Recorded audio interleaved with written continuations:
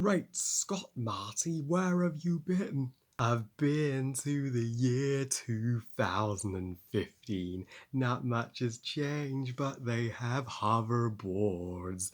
And my future wife, Jennifer, is pretty fine.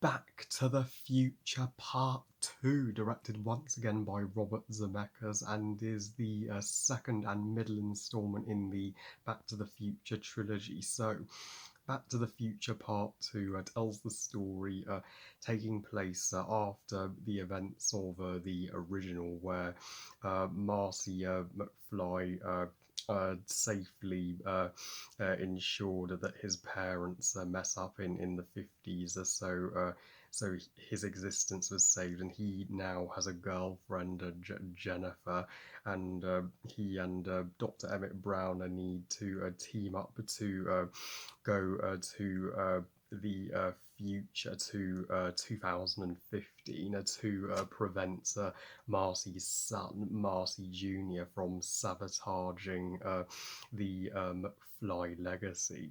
So what's unique about this one is that this is the only movie in the trilogy to take place in the future instead of the past. And now, of course, it wasn't compulsory that Back to the Future became a trilogy.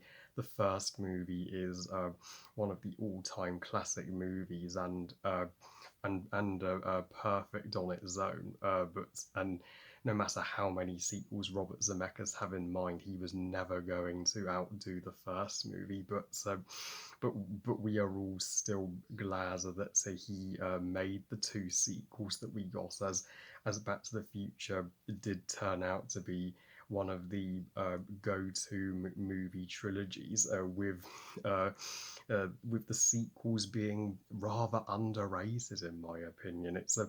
It hurts that this movie just has a 66% on Rotten Tomatoes, especially when you compare that to the rave score of its predecessor. And I can safely say, while Back to the Future Part 2 may be the weakest of the Back to the Future trilogy, it's still a fun ride for what it is. It's just not exactly great, but let me get what this movie does right as a follow-up out of the way first.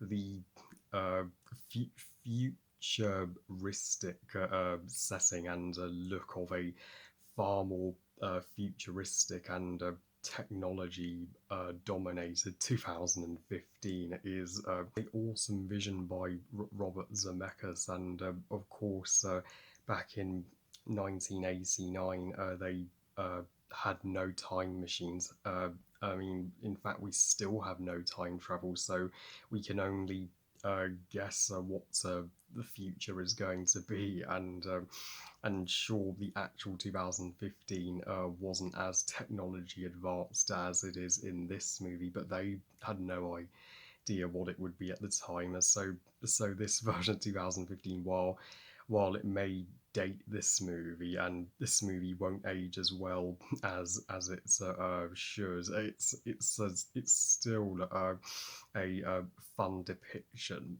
of what we would wish 2015 had been, and the hoverboards are straight up the best thing about this movie for me. Though the hoverboard would be my personal favourite object in this trilogy.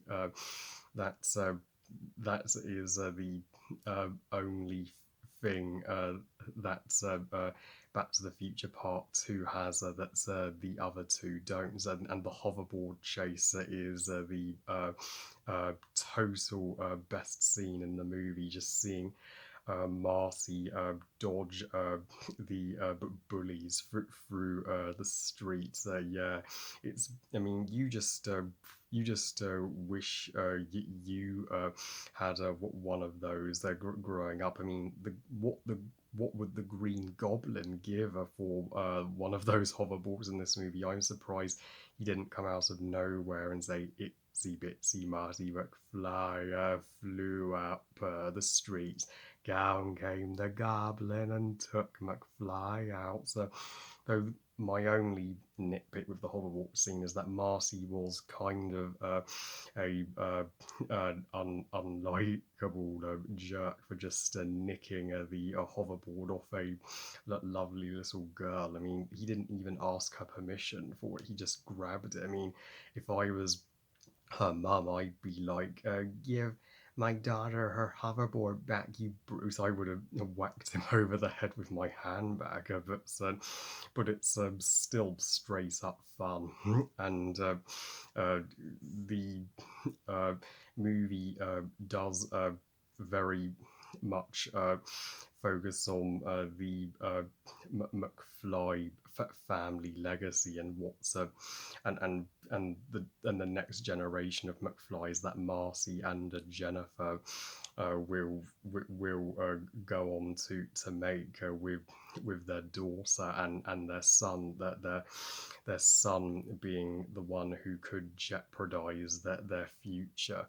And and Michael J. Fox and Christopher Lloyd are both as fantastic in this movie as they were in the first movie. They have both still maintained their mojo, and Michael J. Fox was did find it a overwhelming experience filming this movie, but he did wonderfully, and it even and considering this movie was shot at the exact same time as part three. I mean, Robert Zemeckis did a marvelous job with putting uh, with putting efforts into part two as well as part three at the exact same time. He he boy does he do his best to make this a consistently a good trilogy.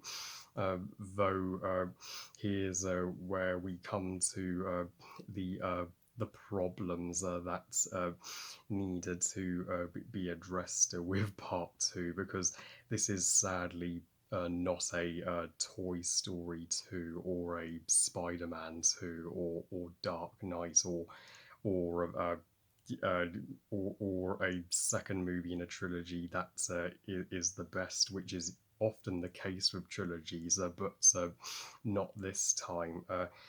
The we really could have spent longer in 2015.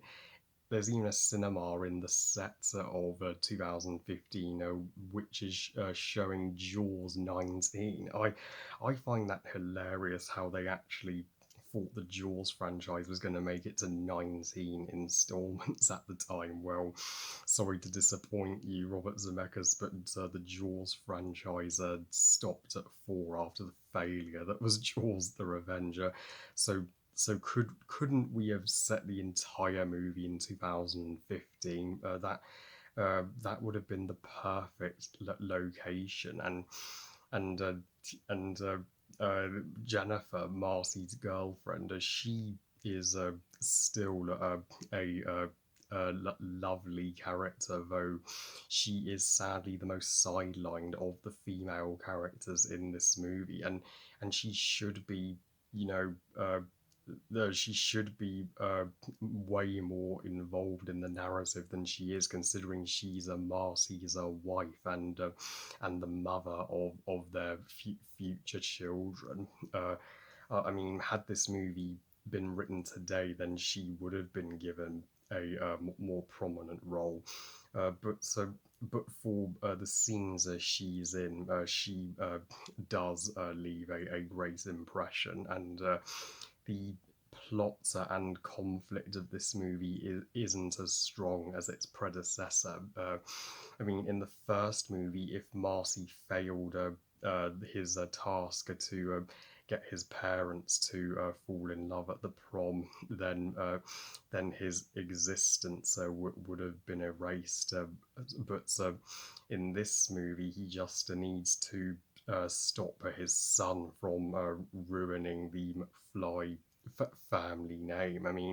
The stakes are uh, considerably lower in this one.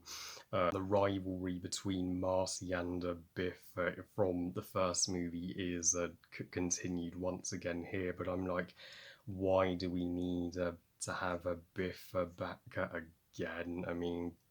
This that's an example of this movie rehashing a storyline from the first film. I would have rathered a new villain for Marcia to come up against, and uh, uh, I do wish that George McFly's actor could have reprised his role from the first film, but sadly uh, he had disagreements over his payments and salary, so his his ideas about his salary and what the studio wanted were just incompatible. But overall, Back to the Future Part Two, it may be my least favourite of the three Back to the Future movies, but I by no means regret watching it as but I by no means regret watching it. It is still pure, harmless fun, and there is not a dull moment in it. And it does make me wonder, could 2015 have been a better year had it looked like this in real life? Because we all know what 2015 was like now. It was 6 years ago from this time. It is a movie that does get your imagination running wild like the first. I give Back to the Future Part 2 3 stars out of 5. Good movie. We just have one more trip to the future to go, guys, or should I say a trip to the past, as the third movie is a western, and that will be another movie trilogy on my channel wrapped up. Oh, well, I love you guys. Thank you for watching. I hope you guys enjoyed this review. And what are your thoughts on Back to the Future Part 2? And do you agree it's the weakest of the trilogy or not? So please comment and let me know. Please like this video and subscribe. Please follow on Twitter and on Instagram. And I'll see you next time when I review Back to the Future Part 3. And remember, movies are us. Bye, guys.